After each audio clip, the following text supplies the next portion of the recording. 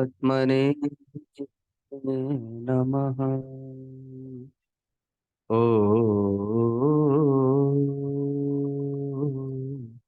श्री गुरवे नमः। ॐ श्री गणेशाय नमः। ॐ नमो भगवते वासुदेवाय। गुरुर्ब्रह्मा गुरुर्विष्णु गुरुर्देवो महेश्वर,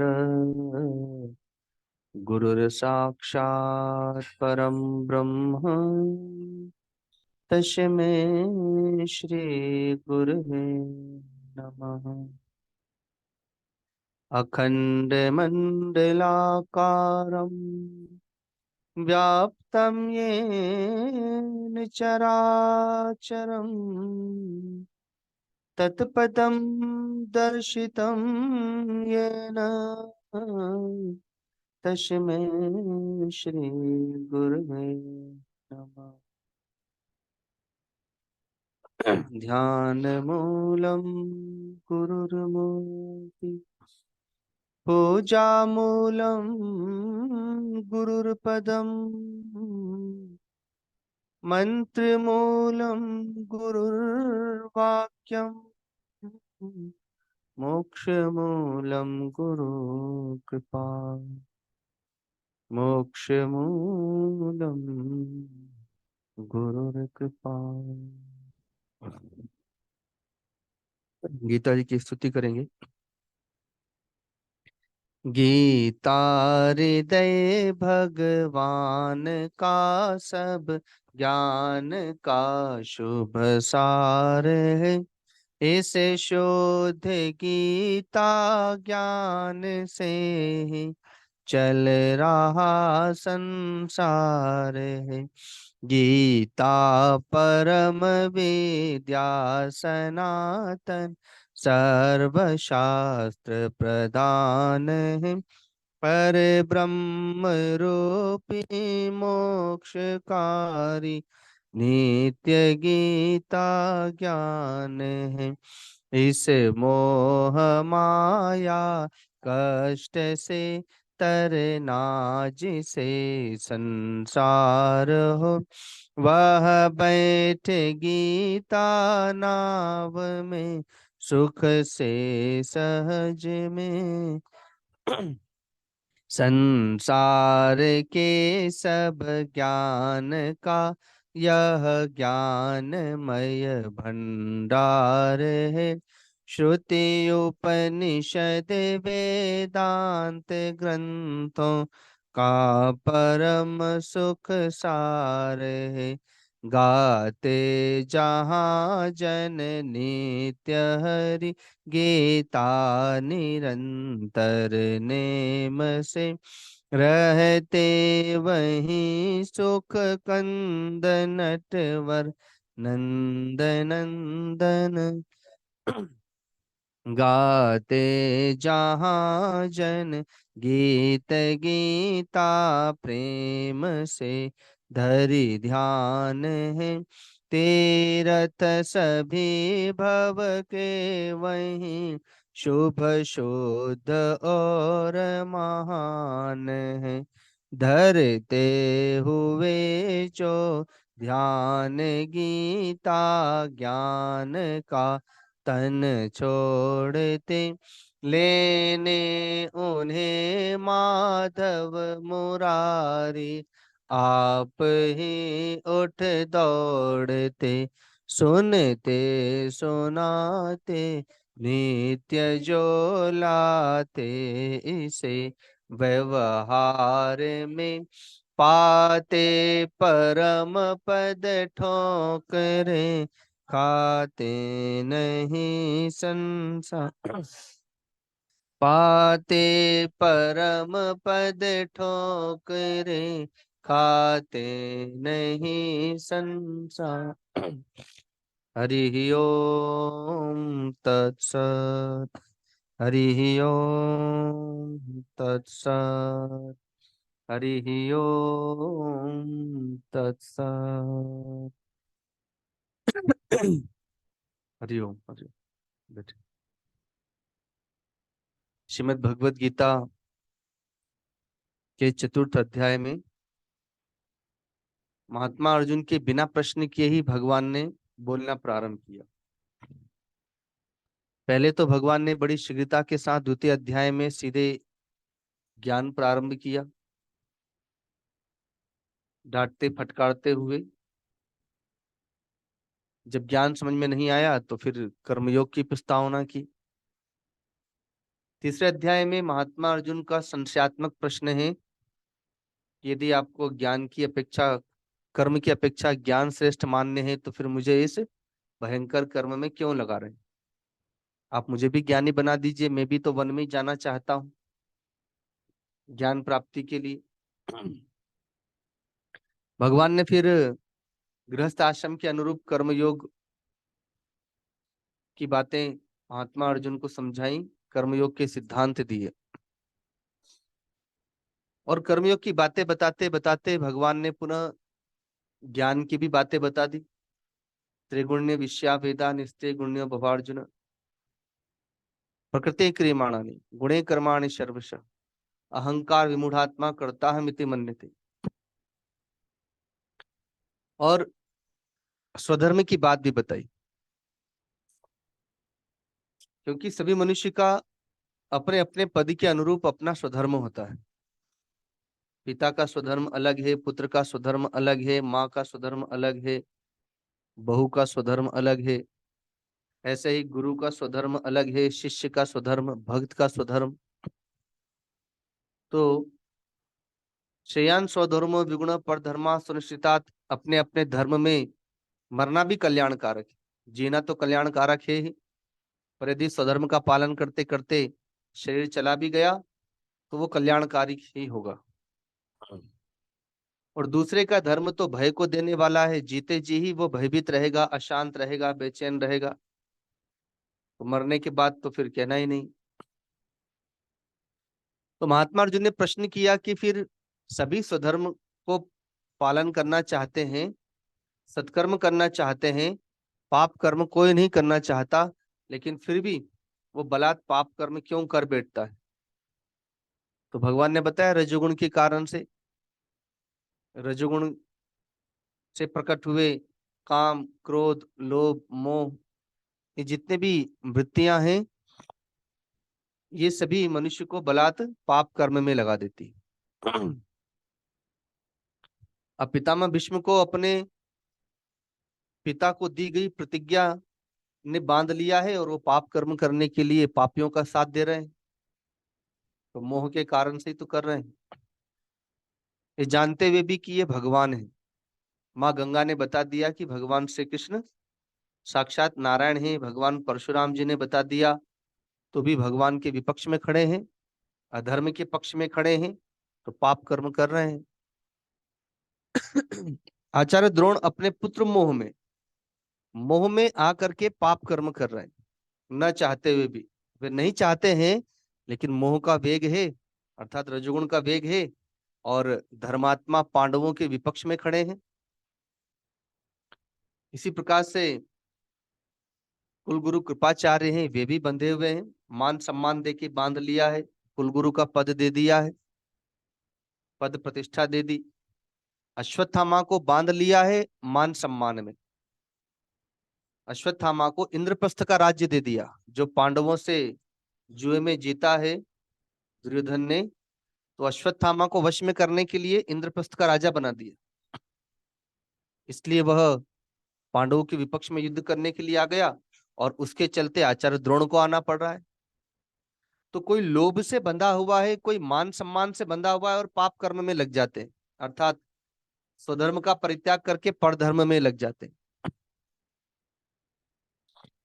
इसी प्रकार से पांडवों के अर्थात नकुल सहदेव के मामा शल्य, वो भी कौरव के पक्ष में चले गए। मान सम्मान देके दुर्योधन ने उनको अपने वश में कर लिया, वरदान मांग लिया उनसे, और अपने पक्ष में लगा दिया।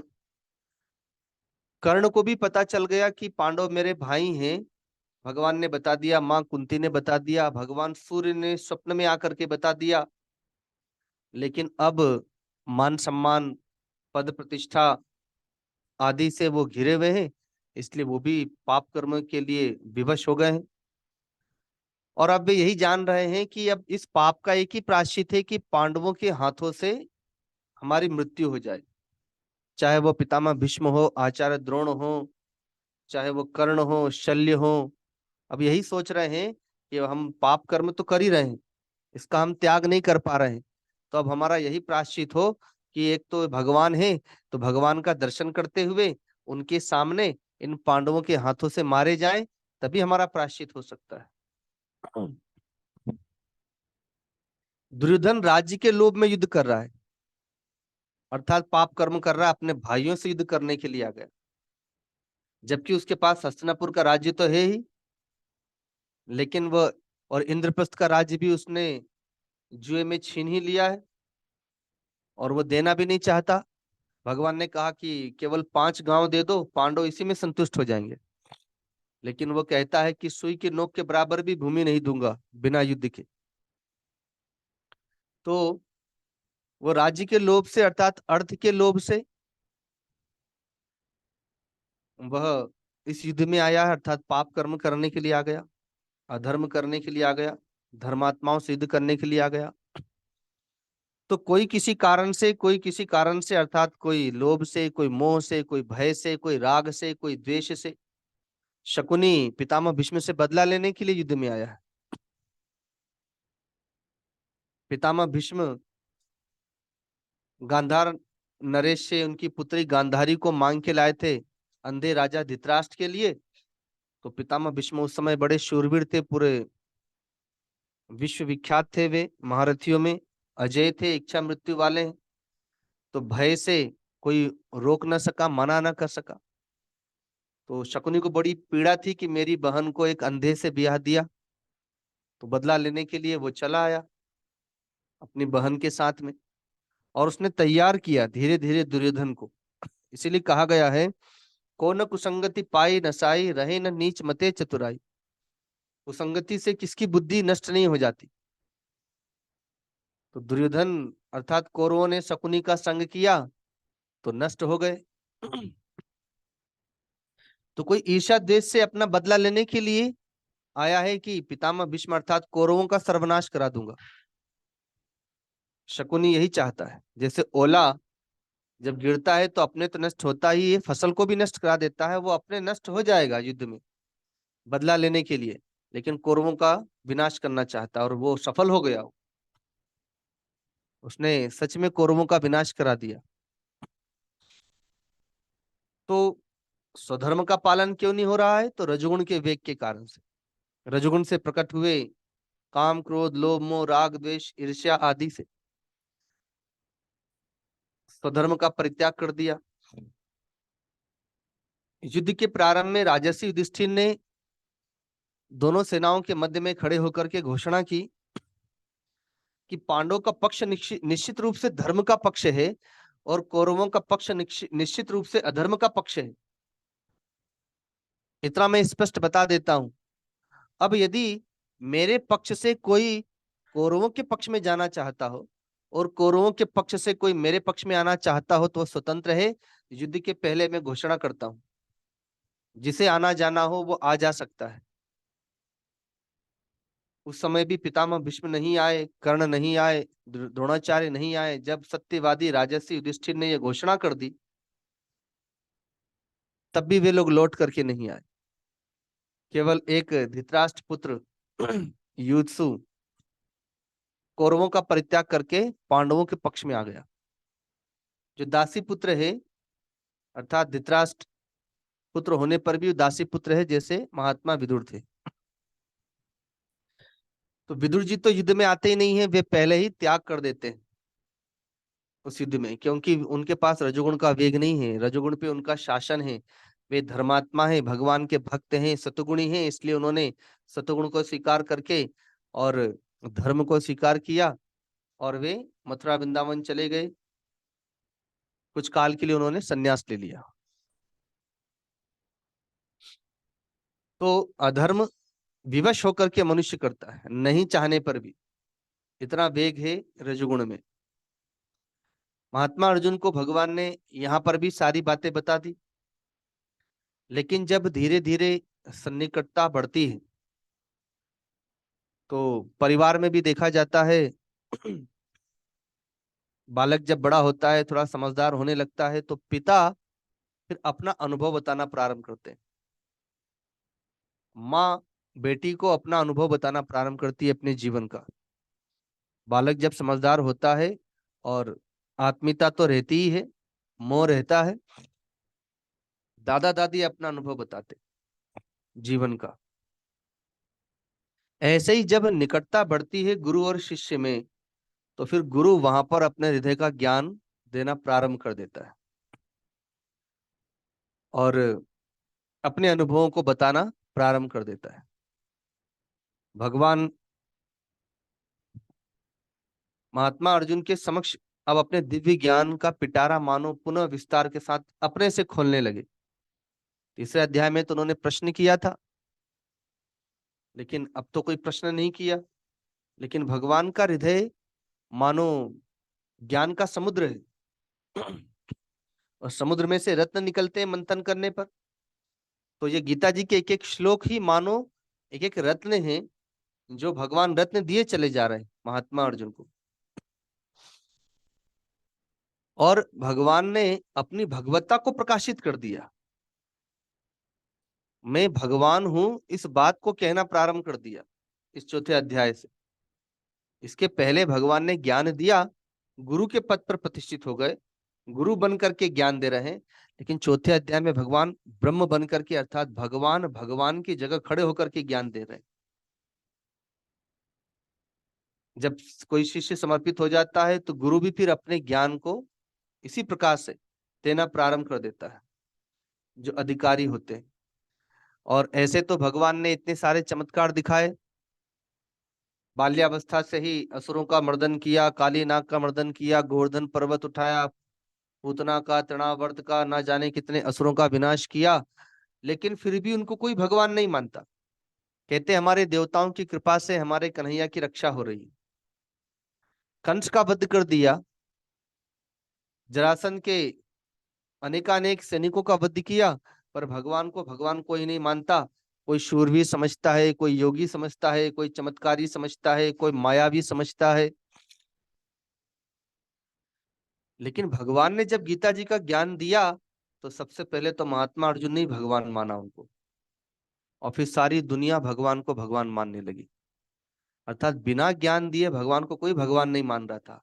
चाहे उन्होंने कितने भी चमत्कार दिखाए, कितने भी माया का प्रयोग किया, योग विद्या का प्रयोग किया, तब तक भगवान को कोई भगवान मान ही नहीं रहा था। लेकिन आज जन जन में जिसके हाथ में गीता जी है, तो भगवत गीता अर्थात भगवान की गीता, सब भगवान को भगवान मानने लग गए। उसके पहले, गीता के पहले कोई भगवान मानता नहीं था, केवल गिनती के लोग मानते थे, अर्थात ऋषि महर्षि मानते थे।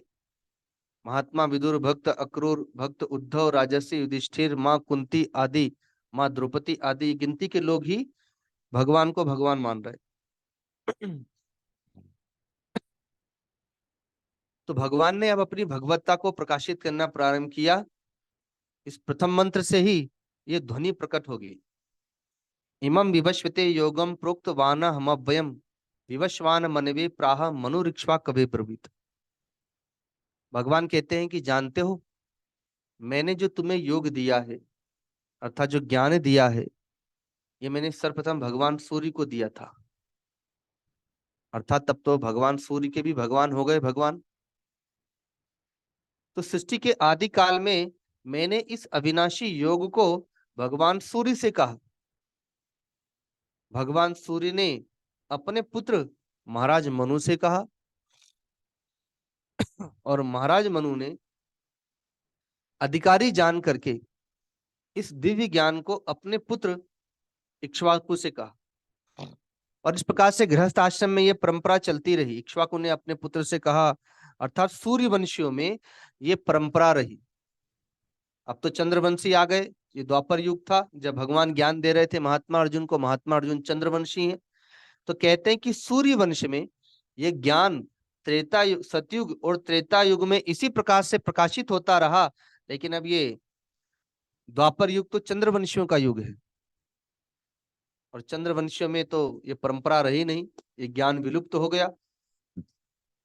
अब केवल सन्यासियों के पास रह गया कि सन्यासी वन प्रदेश में रहने वाले महात्मा के पास, या कुटियाओं में रहने वाले महात्माओं के पास, या आश्रमों में रहने वाले महात्माओं के पास ही केवल ब्रह्म विद्या की बातें होती है, ब्रह्म ज्ञान की बातें होती हैं। वहीं पर अधिकारी शिष्य जाते हैं, समर्पित होते हैं, यम नियम का पालन करते हैं, सदगुरु की आज्ञा का पालन करते हैं, सेवा करते हैं। अधिकारी जान करके गुरु उन्हें ये दिव्य ज्ञान देता है। गृहस्थ आश्रम में तो ये परंपरा अब समाप्ति सी हो गई, विलुप्त सी हो गई। तो भगवान ने सर्वप्रथम यहाँ पर अपनी भगवत्ता को प्रकाशित किया कि मैंने इस योग को, इस अविनाशी योग को, भगवान ने केवल योग भी नहीं कहा, कहते हैं कि मैंने सर्वप्रथम इस अविनाशी योग को, अर्थात जितने भी योग हैं उनका सबका विनाश होने वाला है, लेकिन ये अविनाशी योग है। तो विनाश होने का तात्पर्य क्या? अर्थात ये सारे योग एक दूसरे में समाहित हो जाते हैं। जैसे बचपना जवानी में मिल गया, जवानी बुढ़ापे में मिल गई, बुढ़ापा मृत्यु में मिल गया, अर्थात विलीन हो गया। वैसे ही कर्म योग भक्ति योग में, भक्ति योग ध्यान योग में, ध्यान योग ज्ञान योग में विलीन हो जाता है। और आगे चल करके वो ज्ञान योग भी राजयोग में विलीन हो जाता है, जो भगवान 9वें अध्याय में देंगे। तो चूंकि विलीन हो गया तो वो समाप्त हो गया। जैसे गंगा जी, गंगा जी में जमुना मैया, सरस्वती जी और भी न जाने कितनी सारी नदियां विलीन होती चली जाती हैं, विलीन होती चली जाती हैं। मानो गंगा जी ज्ञान योग है, जमुना जी कर्म योग है, सरस्वती जी भक्ति योग है, और भी न जाने कितनी नदियां, सरोवर, तालाब, नदी, नाले आदि गंगा जी में मिलते चले जाते हैं। न जाने जप योग, तप योग, ध्यान योग, अष्टांग योग, न जाने कितने सारे योग उस ज्ञान योग में समाहित होते चले जाते हैं, और वह गंगा जी समुद्र में विलीन हो जाती, अर्थात वह ज्ञान योग भी राजयोग में विलीन हो जाता है। तो नाश तो नहीं हुआ, इसलिए भगवान ने नाश योग नहीं कहा किसी को। लेकिन चूंकि वो इस अविनाशी योग में सारे के सारे योग विलीन हो जाते हैं, और ये योग नष्ट नहीं होता,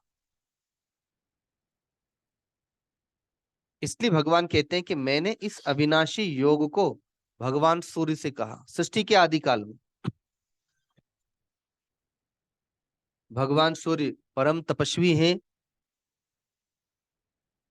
यम नियम संयम के साथ में सदा अपने समय से ही प्रकट होते हैं, समय से अस्त होते हैं। वे मानो भगवान की आज्ञा में बंधे हुए। तो कहते हैं कि मैंने इस योग को भगवान सूर्य से कहा। इसीलिए सूर्यवंशी भगवान सूर्य की उपासना करते हैं। सूर्य की उपासना का तात्पर्य है ज्ञान की उपासना करना। जिस प्रकार से भगवान सूर्य प्रकट होते हैं तो अज्ञान, अंधकार विलुप्त हो जाता है, वैसे ही वो ज्ञान रूपी सूर्य जब प्रकट होता है तो अज्ञान रूपी अंधकार विलुप्त हो जाता है। जो हम सबके मन बुद्धि चित्त में अज्ञान रूपी अंधकार छाया हुआ है, भगवान सूर्य ने अपने पुत्र विवस्वत मनु को दिया, क्योंकि मनु बड़े धर्मात्मा है, अपने पिता की आज्ञा का पालन करने वाले, स्वधर्म का पालन करने वाले। उनसे उनके पुत्र इक्ष्वाकु ने प्राप्त किया, जो अधिकारी हैं, आत्म जिज्ञासु हैं। तो यहाँ पर एक बात ये भी समझ में आती है कि पहले गृहस्थ आश्रम में माता पिता केवल भौतिक संपत्ति का बंटवारा करके ही नहीं जाते थे बाल बच्चों को, वो स्वयं आध्यात्मिक कमाई भी करते थे गुरु के पास जाकर के, और अपने उन पुत्रों में से जो अधिकारी होता था उसे अपनी आध्यात्मिक संपत्ति दे करके जाते थे। जैसे एक दिन बताया था, उपनिषदों में आया है, अष्टावक्र जी जिन्हें याज्ञवल्क मुनि भी कहते हैं, उनकी दो धर्म पत्नियां हैं, मैत्रेयी और कात्यायनी। वे गृहस्थ आश्रम में आत्मज्ञानी संत हैं, राजा जनक के वे सदगुरु भी हैं। उन्होंने अपनी पत्नियों से कहा कि अब मेरी जो संपत्ति है, आओ मैं मिल करके बंटवारा कर देता हूँ। अब मैं संन्यास लेने वाला हूँ। कल के दिन तुम लोगों में पीछे से झगड़ा ना हो। अब चूंकि उनका शिष्य राजा जनक है, तो बड़ी संपत्ति थी उनके पास में। एक एक प्रश्न के उत्तर में हजारों हजारों गायें दान में मिलती थी उनको, वो भी सोने चांदी से मड़ी हुई, अर्थात श्रृंगार के साथ में। कभी धन, कभी संपत्ति, कभी भूमि, कभी मकान आदि बहुत राजा आदि दान किया करते थे। तो कहा कि मेरी संपत्ति में पीछे से तुम लोगों में झगड़ा ना हो, इसलिए आओ मैं बंटवारा कर देता हूं। तो जो उनकी बड़ी धर्मपत्नी है मैत्रेयी, वो कहती हैं कि आप वन में जाना चाहते हैं। कहा कि हाँ, अब मैं संन्यास लेना चाहता हूँ। कहा क्यों, क्या इस धन से भी आपके वहां पर कोई आपको विशेष धन मिलेगा? कहा कि हाँ, वो परमात्मा रूपी धन जो सदा हमारे साथ था, साथ है और सदा साथ रहेगा। अब मैं उसी धन के लिए जीवन जीऊंगा, संन्यास पद पर गमन करूंगा। तो कहा कि यदि ऐसा है तो मैं इस भौतिक धन की कामना आपसे नहीं करती। ये सारी संपत्ति आप मेरी छोटी बहन को दे दीजिए। मुझे इस संपत्ति की कामना नहीं है। अगर आप देना ही चाहते हैं तो मैं आपसे आपकी आध्यात्मिक संपत्ति में बंटवारा करना चाहती हूँ, ये भौतिक संपत्ति में बंटवारा नहीं करना चाहती। आप अपनी आध्यात्मिक संपत्ति में बंटवारा करके जाएं, मुझे दें और तब जाएं। तो अष्टावक्र मुनि बड़े प्रसन्न हो गए। कहा तुमने तो मेरा हृदय जीत लिया। अब मैं तुम्हें ब्रह्म ज्ञान का उपदेश दे करके ही वन प्रदेश में जाऊंगा, और रोज सत्संग दे करके उन्हें आत्मज्ञान में प्रतिष्ठित करके, और तब जाते हैं जैसे भगवान कपिल अपनी माँ देवहूति को ज्ञान में प्रतिष्ठित करके और तब जाकर वन में चले गए, गंगा सागर। जैसे भगवान शिव ने माँ पार्वती को अमर कथा सुना करके ज्ञान में प्रतिष्ठित कर दिया, तो वैसे ही माता पिता को जैसे सतयुग त्रेता आदि में चला आया कि वे आध्यात्मिक कमाई भी करते थे, उनके पास आध्यात्मिक संपत्ति होती थी। कलयुग में तो मानस में आया है कि मात पिता बालकनी बुलावई उदर भरे के सीख सिखावे। अर्थात कलयुग में माता पिता अपने बच्चों को केवल पेट भरने की शिक्षा देते हैं, पेट भरने की कला सिखाते हैं, खाने कमाने की रोजी रोटी के लिए बस। क्योंकि उनके पास स्वयं के पास में आध्यात्मिक संपत्ति नहीं है। बहुत कहीं कहीं पर भक्तों को देखा है कि पिता या दादा की संपत्ति है कि कोई माला है जिससे उन्होंने जीवन भर जप किया, जाते समय वो देखते हैं कि मेरे कौन बेटे में से है जो इस माला को धारण कर सकता है, जप कर सकता है। तो कहता है कि लो ये माला तुम रख लो और इससे जप करते रहना, मैंने जीवन भर किया है। या कोई कोई ग्रंथ का पाठ जीवन भर किया, तो जाने से पहले देखता है कि कोई मेरा पुत्र अधिकारी हो तो मैं उसे ये पाठ दे करके जाऊं कि जैसे मैंने जीवन भर किया वैसे ये लोग भी जीवन भर करते रहे। तो वो अपनी आध्यात्मिक संपत्ति देके गए। तो पहले गृहस्थ आश्रम में भी ब्रह्म ज्ञानी हुआ करते थे। राजा जनक केवल एक ही राजा जनक नहीं है, उनके यहाँ पे जितने भी राजा जनक होते थे, अर्थात जो भी राजा होते थे, वो सबकी उपाधि ही थी जनक, क्योंकि सभी आत्मज्ञानी होते थे। और जैसे भगवान श्री राम के समय में राजा जनक उनके ससुर जी हुए, वैसे ही भगवान श्री कृष्ण के काल में भी राजा जनक है। उनके नाम दूसरे होते थे, उपाधि थी जनक तो। और स्वयं ब्रह्मश्री व्यास जी के पुत्र भगवान सुखदेव जी उनसे ज्ञान लेने के लिए गए हैं द्वापर युग में। तो उनके राज्य में जो भी राजा हुआ, उनकी उपाधि होती थी जनक। जनक मतलब पिता होता है, संस्कृत में जनक शब्द कहते हैं, हिंदी में पिता। तो पिता अर्थात राजा तो पिता ही होता है पूरी प्रजा का। तो वो सभी ज्ञानी होते थे। तो कहते हैं कि इस योग को भगवान सूर्य को दिया, सूर्य ने महाराज मनु को, मनु ने इक्ष्वाकु को। इस प्रकार से ये परंपरा से गृहस्थ आश्रम में योग चलता रहा। लेकिन धीरे धीरे युग के प्रभाव से, चूंकि पहले सभी ज्ञानी ध्यानी विज्ञानी होते थे, सतुगुणी होते थे सतयुग में। त्रेता युग में थोड़ा रजोगुणी रजोगुण आ गया। द्वापर युग में रजोगुण तमोगुण दोनों आ गए।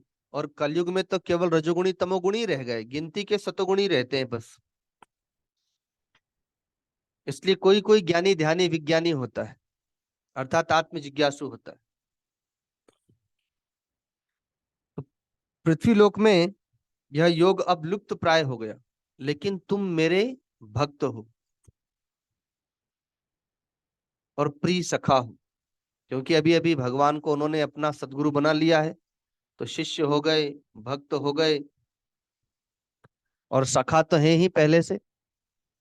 और भगवान कहते तुम मेरे प्रिय सखा हो, केवल सखा ही नहीं बल्कि प्रिय सखा हो। और चूंकि भगवान पूर्व के अवतारों को भी याद रखे हैं, पहले नर नारायण ऋषि के रूप में प्रकट हुए थे। भगवान का एक अवतार हुआ है, 24 अवतारों में एक अवतार है नर नारायण के रूप में। दोनों भाई हैं, बद्रीनाथ में तपस्या कर रहे हैं, आज भी तपस्या करते हैं, बद्री नारायण कहलाते हैं। तो नर ऋषि और नारायण ऋषि, आज भी वहां पर नर नारायण के दो पर्वत हैं नाम से, और वहां पे वे आज भी तपस्या कर रहे हैं।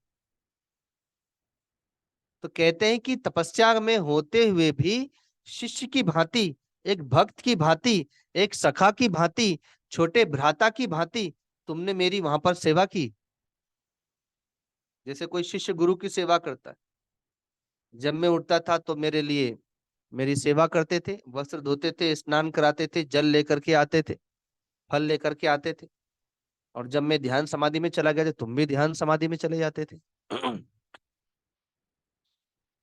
तो तुम मेरे पुरातन काल से भक्त हो, पुरातन काल से मेरे सखा हो और प्रिय सखा हो। अनंत जन्मों से तपस्या करते करते अब तुम इस योग के अधिकारी हो गए हो, इसलिए मैं ये योग अब तुम्हें दे रहा हूं। इस जन्म में भी तुमने मेरी बड़ी सेवा की, मेरी आज्ञा का पालन किया। तुमने मुझे इतना विशेष समझा कि एक तरफ मैंने अपनी नारायणी सेना कर दी और एक तरफ अपने आप को कर दिया, और कह दिया कि मैं युद्ध नहीं करूंगा, लेकिन फिर भी तुमने मुझे चुन लिया और अपने रथ की बागडोर मुझे समर्पित कर दी। और मेरे बिना तुम्हारा जीवन अधूरा है।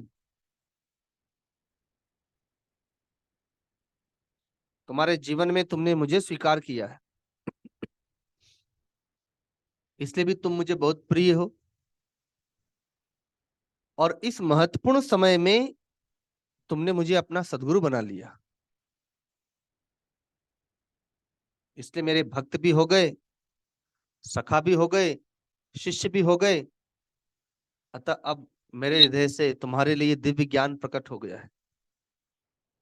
भगवान ने अपनी भगवत्ता को प्रकाशित किया। अब कोई गुरु अपने शिष्य से कह दे कि मैंने ये ज्ञान भगवान सूर्य से किया, सूर्य को दिया, तो वो आश्चर्य में पड़ जाएगा कि इसका मतलब ये तो भगवान सूर्य के पहले भी प्रकट हो गए थे। मैं तो सोचा कि अभी अभी जन्म लिया इन्होंने। और जबकि भगवान श्री कृष्ण तो महात्मा अर्जुन से छोटे हैं, लेकिन भगवान उस समय शरीर होके नहीं बोल रहे। मैं निर्गुण निराकार ब्रह्म के रूप में, अर्थात अपनी भगवत्ता को प्रकाशित कर रहे हैं कि सृष्टि के आदि काल में, क्योंकि सृष्टि की रचना तो भगवान ने ही की है। तो सृष्टि के आदि काल में ब्रह्मा जी को उपदेश दिया, भगवान सूर्य को उपदेश दिया, और उपदेश दे करके अपने अपने कार्य में लगा दिया।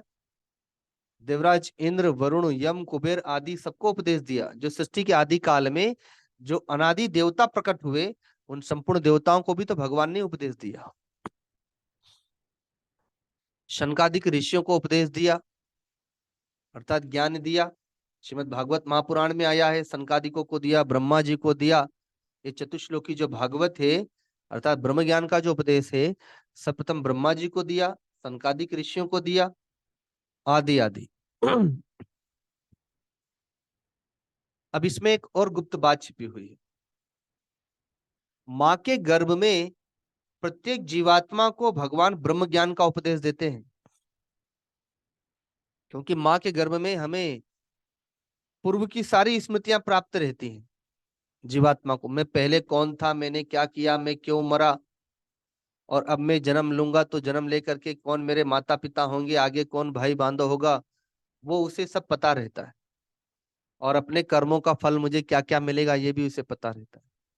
तो माँ के गर्भ में भगवान ये समस्त ज्ञान हमें दे चुके हैं। लेकिन जन्मते ही 2-4 महीने तक ही ज्ञान हमें रहता है, पर हम बोल नहीं सकते। और अब अज्ञानी लोगों के बीच में हैं, वो अपनी अज्ञान हमें देते रहते हैं, तो वो अज्ञान की परत जमना शुरू हो जाती। जमते जमते जमते अब उसको पता नहीं मेरा नाम क्या है, लेकिन रोज उसको पुकारेंगे उसके नाम से, तो 2-4-6 महीने में वो समझ जाएगा कि लगता है मुझे पुकार रहा है, तो नाम लेते उधर देखेगा। ये माँ है, ये पिता है, ये बहन है, ये भाई है, ये दादा है, ये दादी है, ये तुम्हारा मकान है। अब रोज उन्हीं के बीच में रहते रहते रहते वो मान्यता बैठ गई कि हाँ ये मेरे माता पिता है। पहले तो सांप भी आ जाएगा तो उसको पकड़ लेगा, उसको भय नहीं है, उसके साथ खेलेगा, अग्नि से खेलेगा, चाकू छुरी से खेलेगा, क्योंकि वहां पर उसे ये बोध नहीं है कि इससे शरीर की हानि हो जाएगी। लेकिन अब धीरे धीरे रोज बताते बताते बताते अब उसको बैठ गया कि क्या भय, किससे भयभीत होना है, किससे राग करना है, किससे द्वेष करना है। तो अज्ञान की परत जम गई। जब सदगुरु के पास जाते हैं तो सदगुरु वही अज्ञान की परत हमें दिखाते हैं, और धीरे धीरे उस अज्ञान की परत को ही साफ करते हैं, दूर करते हैं। जैसे पहले माताएं चूल्हे जलाती थी, तो रात में जब भोजन बन जाने के पश्चात आग के अंगारे बचते थे तो राख से ढक देती थी, और सुबह जल्दी उठ करके राख हटाती थी, सूखी लकड़ी डालकर और फूंक मार करके पुनः अग्नि प्रज्वलित कर लेती थी। माचिस आदि की जरूरत कम पड़ती थी। तो वैसे ही भगवान ने जो हमें ज्ञान दिया माँ के गर्भ में, वो आग के अंगारे के समान ही है। अब जन्मते ही राख उस पे पड़ने लग गई, माता पिता भाई बांधवों के द्वारा राख डालने लगे। अब राख डालते डालते वो तो छुप गई अग्नि, लेकिन समाप्त तो नहीं हुई। जब सदगुरु के पास गए तो सदगुरु वही काम करते हैं, राख को हटाते हैं। धीरे धीरे धीरे सत्संग से, तप से, जप से, स्वाध्याय से, सेवा से वो राख हटाते हटाते, और जब आग के अंगारे मिल जाते अब उसमें ईंधन डालते और फूंक मारते हैं। जब तक ध्यान की फूंक होती है, साधना संयम आदि का ईंधन होता है, और अग्नि को प्रज्वलित कर देते हैं, अर्थात ज्ञान को प्रज्वलित कर देते हैं, ज्ञानी ध्यानी विज्ञानी बना देते हैं, जोगी जपी तपी बना देते हैं। गृहस्थ आश्रम में राजा जनक जैसे योगी राज कहलाते हैं। अष्टावक्र मुनि ने राजर्षि जनक को योगी बना दिया, ज्ञानी बना दिया, विदेह राज कहलाते हैं। तो वैसे ही भगवान भी अपने भक्तों को, साधकों को करते हैं, सदगुरु भी अपने भक्तों और साधकों को करते हैं। तो कहते हैं कि माँ के गर्भ में हमें यह दिव्य ज्ञान दे दिया, लेकिन अब वो ज्ञान हमारी बुद्धि में तो था, लेकिन मन में और इंद्रियों में नहीं है। कल मैंने बताया भी था कि इंद्रियों में, मन में और बुद्धि में रजोगुण बैठा है, कामनाएं बैठी हैं, विषय वासनाएं बैठी हैं। अब सदगुरु से ज्ञान लेकर उन इंद्रियों को, उस मन को बुद्धि के द्वारा हमें ज्ञान देना है, उन्हें ज्ञानी बनाना है। जो अज्ञानी बैठे हुए हैं, अज्ञानी बन गए हैं, उन्हें ज्ञान देना है। इस बात को रामचरितमानस में कहा है कि जिमि इंद्रिय गण उपजे ज्ञाना, इंद्रियों को भी ज्ञान हो जाएगा। अर्थात इंद्रियों में बैठे हुए संस्कारों को ज्ञान हो जाएगा, मन भी ज्ञानी बन जाएगा। जो आज शत्रु बना हुआ है, जो विषयी बना हुआ है, कल के दिन वह भी निर्विषयी बन जाएगा, ज्ञानी बन जाएगा। उस समय भीतर से स्वयं वो पद प्रकट होंगे, ज्ञान के पद, भक्ति के पद। वो ज्ञानी मन के द्वारा ही तो प्रकट होंगे। वेद प्रकट होगा, शास्त्र प्रकट होंगे, वो ज्ञानी मन बुद्धि के द्वारा ही प्रकट होंगे। लेकिन चूंकि अज्ञानियों के बीच में रहने से, लंबा काल संसर्ग करने से, वो जो बुद्धि में ज्ञान था, जो भगवान ने माँ के गर्भ में दिया था, वो विलुप्त हो गया। इतना छोड़िए, जब तक ज्ञान की सिद्धि नहीं है और गुरु के पास से रह करके अगर वो संसार में चला जाए तो पुनः उसी जगह पहुंच जाएगा। जैसे आजकल बच्चा लोग खेल खेलता है सर्प सीढ़ी का, 99 तक पहुंच जाता है और फिर वापस 0 पर चला आता है। तो अगर ज्ञान तो सुन लिया, लेकिन गुरु के संसर्ग से, सत्संग से अगर ज्ञान की सिद्धि नहीं हो पाई, तो पुनः वो उसी जगह पहुंच जाएगा। जैसे एक दिन एक दृष्टांत दिया था आप लोगों के बीच। एक वन प्रदेश में एक महात्मा रहते थे, तपस्या करते थे, सिद्ध महात्मा थे। तो एक चूहा वहां पर आ गया। तो जब चूहा उनके कुटिया में दौड़ लगाता रहता था, तो चूहे को खाने के लिए बिल्ली चली आई। अब बिल्ली आई तो चूहा भयभीत होकर के संत की गोद में चढ़ गया, तो संत और थर थर कांपने लगा चूहा। तो बिल्ली को भगा दिया संत ने। अब सोचा अब ये रोज रोज का झंझट रोज आता है, शरण में थर थर कांपने लगता है, तो संत ने उसे अपनी सिद्धि से बिल्ली बना दिया कि जाओ अब भयभीत नहीं होगे।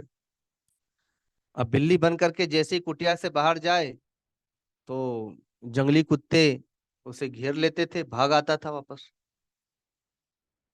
और थर थर कांपने लगता था पुनः संत की शरण में। अब कुटिया के भीतर तो कुत्ते घुसेंगे नहीं, बाहर से भौंकते रहते थे, बैठे रहते थे कि बाहर निकलेगा तो बताएंगे।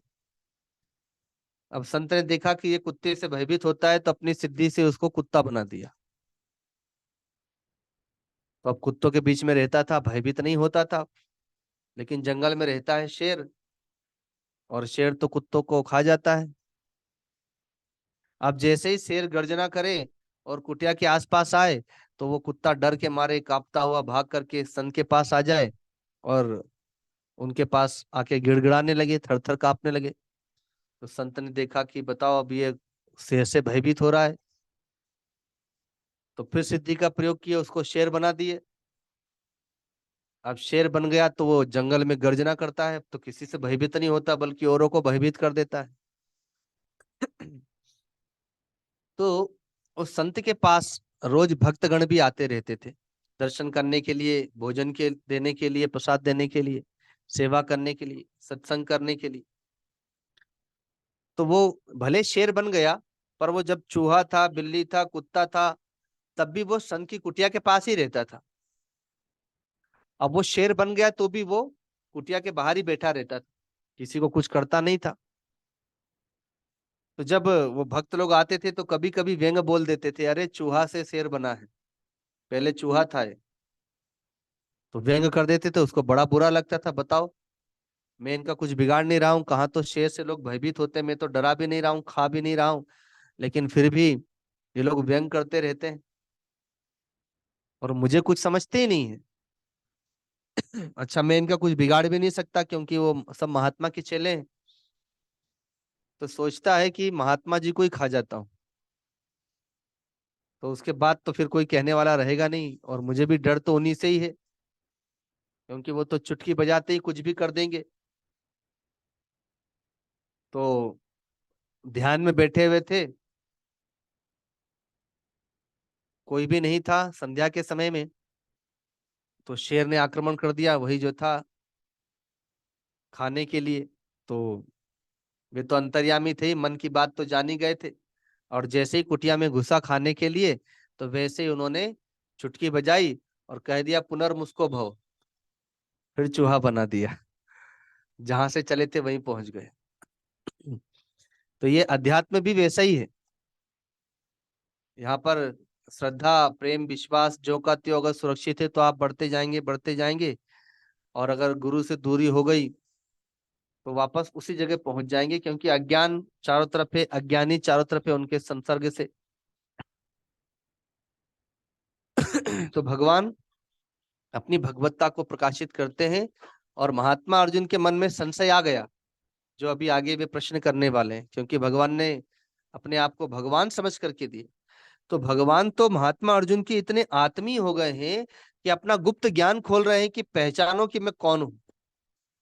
इसलिए भगवान कह रहे हैं कि मैंने ये ज्ञान सूर्य को दिया था, और देखो तुम मेरे इतने प्रिय हो गए हो कि आज वही ज्ञान मैं तुम्हें दे रहा हूं, अर्थात चंद्रवंशियों में ये परंपरा प्रारंभ कर रहा हूं। मैंने सूर्यवंशियों को ये ज्ञान दिया था। सूर्य को, सूर्य से मनु को, मनु से इक्ष्वाकु के पास, इक्ष्वाकु के पास उनके पुत्रों के पास, उनके पुत्रों में से और आगे पुत्रों के पास। इस प्रकार सूर्यवंशियों में सभी ज्ञानी ध्यानी विज्ञानी हुआ करते थे।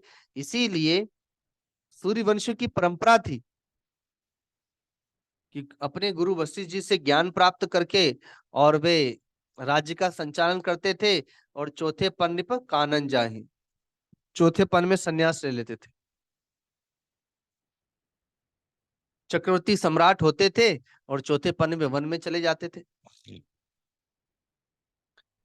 लेकिन चंद्रवंशी में ये परंपरा नहीं थी। इसलिए भगवान कहते हैं कि अब ये मैं चंद्रवंशियों में तुम्हें ज्ञान दे रहा हूं।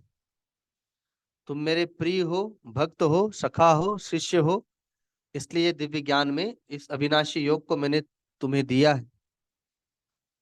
तो महात्मा अर्जुन के मन में संशय आता है, वे भगवान की इस आत्मीयता को, इस दिव्य ज्ञान को पचा नहीं पाए, समझ नहीं पाए। गुरुदेव भी बताया करते हैं कि जब उन्होंने सर्वप्रथम अपने सदगुरु का दर्शन किया था, वे तो हिमालय जा रहे थे तपस्या करने। तो मार्ग में ही उन्हें पता चला, मार्ग में एक भक्त ब्राह्मण भागवत पढ़ करके लोगों को सुना रहा था।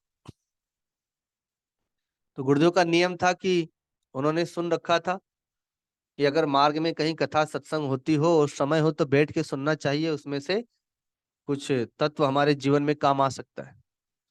तो ज्यादा नहीं, केवल एक ही भक्त पढ़ रहा था पीपल पेड़ के नीचे चबूतरे पर, और दूसरा भक्त सुन रहा था। तो पैदल ही जा रहे थे गुरुदेव, तो थकान हो ही गई थी, तो सोचा थोड़ी देर बैठ लेते हैं, कथा भी सुन लेते हैं। थोड़ी देर कथा सुनी, उसके बाद वे दोनों उठ करके जाने लगे और एक दूसरे से कहते हैं कि अमुक जगह पर गीताकांड बाबा जी का सत्संग होने वाला है, तो तुम चलोगे क्या? तो कहा कि हाँ हाँ चलेंगे, अगर ऐसा है तो ये तो सिद्ध बाबा है, तो हम भी दर्शन भी करेंगे, सत्संग भी सुनेंगे। तो गुरुदेव ने पूछा कि भाई ये कौन बाबा है, मुझे भी दर्शन हो जाएंगे? तो कहा कि हाँ चलो, तुम्हें भी ले चलते हैं। तो गुरुदेव कहते हैं कि पहली बार जब मैं अपने गुरुदेव के पास गया तो बड़ी भीड़ थी, सत्संग चल रहा था। तो बहुत अलौकिक संत लगे। अर्थात मैंने पहली दृष्टि में जब उनका दर्शन किया तो संत रूप में किया। जब सत्संग पूरा हुआ तो मैंने खड़े होकर के उनसे प्रश्न किया कि हे महात्मा, आप कौन हैं? तो अब चूंकि भीड़ थी इसलिए बाबा जी ने संक्षेप में उत्तर दिया, और फिर सत्संग हो चुका था, वे चले गए। गुरुदेव भी वहां से चले आए। फिर स्वप्न हुआ, कुछ घटना घटी, पुनः गए। जब दूसरी बार गए तो अब उन्हें गुरु के रूप में दर्शन दिए, अर्थात गुरु रूप में बाबा जी को देखा, दर्शन किया, और फिर वहीं पे समर्पित हो गए। फिर कहते हैं कि साधना करते करते लंबे काल के बाद अब वे मुझे ब्रह्म रूप में दिखाई देने लगे। जैसे महात्मा अर्जुन को भगवान श्री कृष्ण पहले भाई के रूप में, मित्र के रूप में, सारथी के रूप में, और फिर युद्ध के मैदान में गुरु रूप में दिखाई दिए, गुरु बना लिया। फिर धीरे धीरे जब गीता जी का ज्ञान सुना, ज्ञान चक्षु खुलते गए, और भगवान स्वयं बोल रहे हैं कि मैं भगवान हूं। लेकिन अभी भी संशय है। पर आगे जाते जाते 8वें अध्याय में, 9वें अध्याय में, 10वें अध्याय में धीरे धीरे चित्त जब शुद्ध हुआ तो भगवान को वे भगवान के रूप में देखते हैं। और जैसे ही भगवान के रूप में देखा, भगवान ने अपना विश्व रूप दिखा दिया। तो वैसे ही प्रत्येक भक्त और साधक के साथ में होता है। चित्त शुद्ध जब होता चला जाएगा तो सर्वप्रथम अपने सदगुरु में ही ब्रह्म बुद्धि होगी। पहले संत बुद्धि, फिर गुरु बुद्धि, गुरु दृष्टि, और फिर धीरे धीरे भगवत दृष्टि होती चली जाएगी।